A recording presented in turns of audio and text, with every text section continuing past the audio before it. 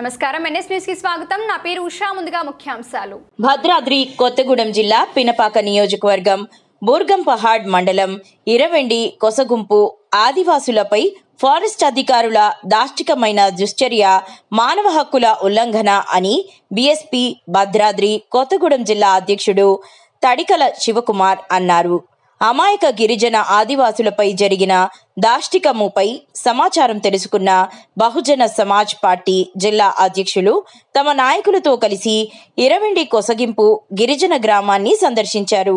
ఆదివాసులపై June 20వ తేదీన forest అధికారులు జరిపిన దుశ్చర్యపై అక్కడి గిరిజన ప్రజానీకాన్ని అడిగి తెలుసుకున్నారు.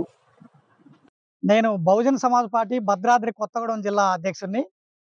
మనం 20 గ్రామం కొసగుంపు ఆదివాసీ మహిళలు మరియు ఆదివాసీ గ్రామస్తులతో ఉన్నాం. ఇక్కడ 20వ తారీఖు అంటే మన శుక్రవారం జూన్ 20వ తారీఖున ఫారెస్ట్ అధికారులు ఏదైతే కొసగుంపు గ్రామస్తులైనటువంటి మహిళల మీద చేసిన దాష్టికం ఏదైతే ఉందో దాని గురించిన పూర్తి వివరాలు తెలుసుకుందామని మేము ఇక్కడికి వచ్చినప్పుడు మా దృష్టిలో అనేక విషయాలు, అనేక జుబుక్సాకరమైన విషయాలు మా దృష్టికి వచ్చాయి.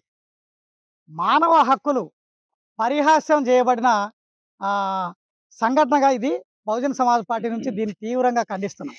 ఎందుకు ఈ మాట అంటున్నామంటే, వ్యవసాయ పనుల నిమిత్తం మొక్కలు ఏదైతే విత్తనాలు నాటుతున్నారో విత్తనాలు నాటుతున్నటువంటి మహిళల దగ్గరకు వచ్చి ఉద్దేశపూర్వకంగానే వారి నైటీలు దించి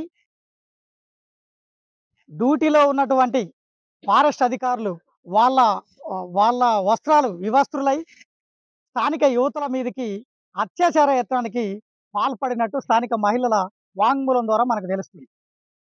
ఇది ఎంత దారుణమైన అంశం అయితే, 5వ షెడ్యూల్ ప్రాంతంలో ఆదివాసులు ఏ ప్రాంతంలో ఉన్న ఆదివాసులే, అది ఛత్తీస్గఢ్లో ఉన్నటువంటి లేకపోతే మన మహారాష్ట్ర ప్రాంతంలో ఉన్న 2 తెలుగు రాష్ట్రాల్లో ఉన్నటువంటి వింధ్య సాత్పుర పర్వతాల శ్రేణి ఏదైతే ఉందో, ఇది కోస్టల్ ఏదైతే కారిడార్ ఉందో, ఈ ఫారెస్ట్ కారిడార్ ఉందో, ఈ ఫారెస్ట్ కారిడార్లో బాబాసాహెబ్ అంబేద్కర్ పెట్టిన 5వ షెడ్యూల్ ప్రాంతాల్లో వాళ్ళు ఎక్కడున్న ఆదివాసులే. బహుజన సమాజ్ పార్టీ తరఫున మీకు పదే పదే అన్ని రాష్ట్ర ప్రభుత్వాలకు కేంద్ర ప్రభుత్వానికి చెప్పే సూచన ఏంటిదంటే, వార్నింగ్ కూడా ఏంటిదంటే, 5వ షెడ్యూల్ ప్రాంతంలో అసలు ప్రభుత్వాలకు ఏం పని? భారత రాష్ట్రపతి ప్రెసిడెన్షియల్ ఆర్డర్ ద్వారా తెలంగాణ రాష్ట్ర గవర్నర్ లేదా ఇతర రాష్ట్రాల గవర్నర్లు స్థానిక ఐటీడీ పీఓ ద్వారా జరగాల్సిన అడ్మినిస్ట్రేషన్ని మీరెవరు చేతిలో తీసుకోవడానికి? అసలు మీకు ఏ హక్కులు ఉన్నాయని ఆదివాసీ హక్కుల మీద మీ మీ పెత్తనం చెలాయిస్తారు? ఆదివాసుల కాదా అన్నది మీరు తెలుసుకోండి. వారి పూర్వపరాలు తెలుసుకోండి. మీకు మీదైతే రెవెన్యూ ట్రాకర్స్ ఉంటాయో వారి ద్వారా ఉపయోగించుకోండి. ఫారెస్ట్ ల్యాండ్ అయితే మీరు కాపాడుకోవడానికి మీకు ఒకవేళ వారు మీకు ఇబ్బందికరమైన వాతావరణం సృష్టిస్తే పోలీసు వాళ్ళ సపోర్ట్ తెచ్చుకోండి, రెవెన్యూ వాళ్ళ సపోర్ట్ తెచ్చుకోండి, వాళ్ళ మీద కేసులు పెట్టండి, బంధించండి, జైలుకు పంపేయండి వాళ్ళు నేరస్తులు అయితే.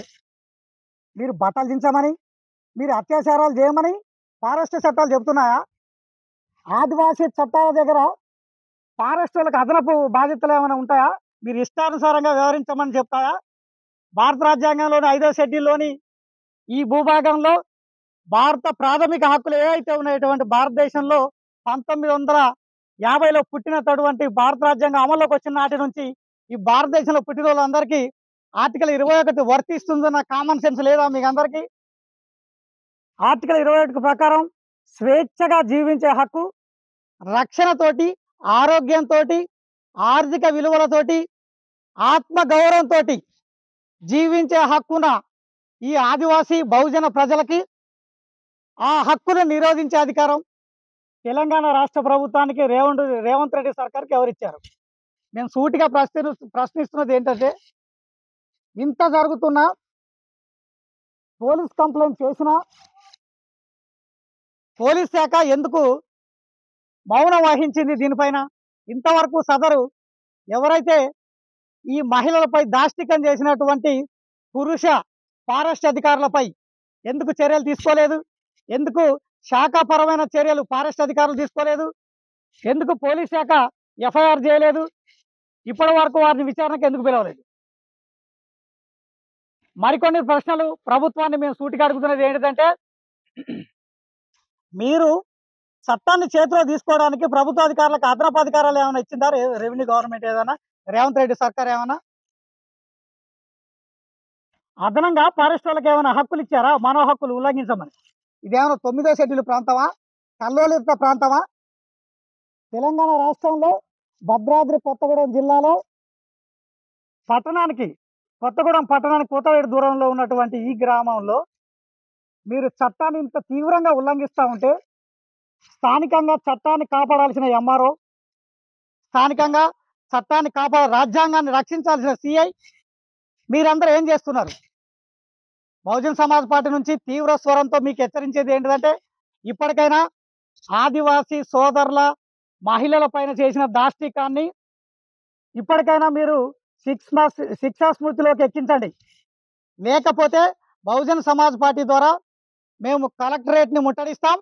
కలెక్టర్ గారికి రాజ్యాంగబద్ధంగా ఉల్లంఘనకు గురైన మానవ హక్కుల గురించి ఫిర్యాదు చేస్తాం. ఈ చర్యలు తీసుకొని ప్రభుత్వ అధికారుల మీద కూడా కలెక్టర్ గారికి కంప్లైంట్ చేస్తామని ఈ సందర్భంగా హెచ్చరిస్తూ జై భీమ్. జై భీమ్.